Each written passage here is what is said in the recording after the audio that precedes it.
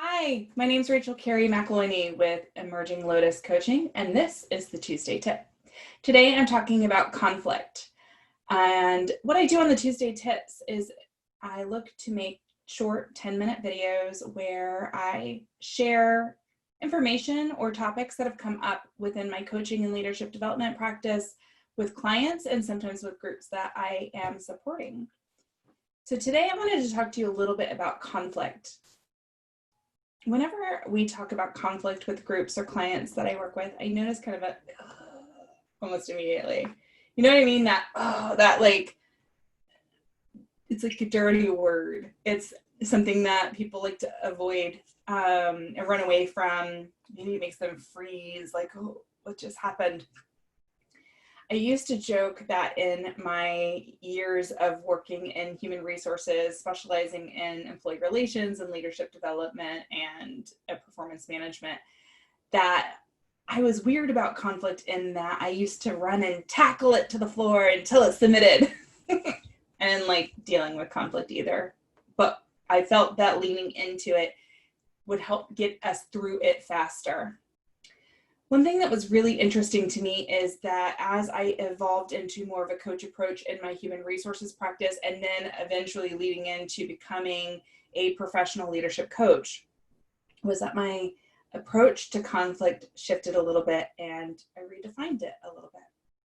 So if we look at the definition, it's a noun. I'm reading it straight from the dictionary.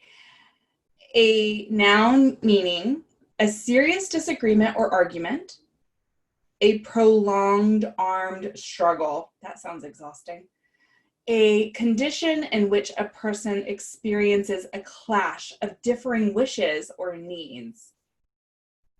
Incompatibility between two or more options, principles, or interests. This definition I'm pulling from the Oxford language.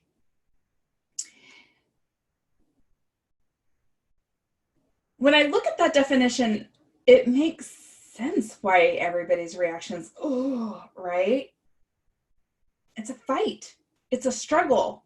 Prolonged armed struggle. Like I mentioned earlier, sounds exhausting. It sounds like it's going to pull out all of my energy. Incompatibility between two or more options, principles, or interests. How many relationships have been broken or employees have been lost or just so much ending out of conflict. I'm really curious though, what would happen if we defined conflict differently? So if we had a different definition, if it had a different meaning, would we approach it differently? Would it be a fight? Would it be exhausting? Would it be something we tried our darndest to avoid? Would it be something that we sacrificed our own needs to avoid the conflict? That's some of the things that I see that come up over and over again in the workplace, with employees, with leaders, with ourselves, that create this feeling that we also don't particularly enjoy. And so I'd like to rethink of conflict as still a noun, but an opportunity to reevaluate needs, boundaries, and relationship compatibility. Or maybe an opportunity to review our internal messengers notification system on our values and our needs. Or an opportunity to continue to grow and understand each other more. I wonder if we redefined conflict that way, if we would feel that when someone has a different opinion or a different need or a different perspective, if we would still feel that, oh, God, here we go, we're going to fight.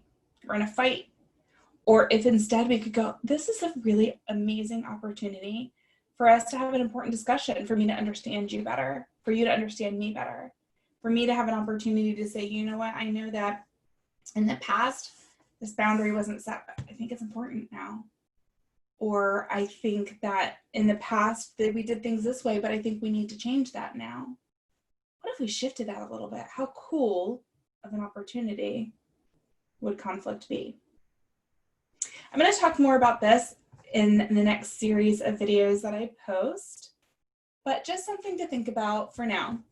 I hope that you've enjoyed today's Tuesday tip. I would love to hear from you about what conflict does to you. Do you stop in your tracks? Do you wrestle it to the ground like I used to? What does conflict mean to you? More on this from me in the next couple weeks.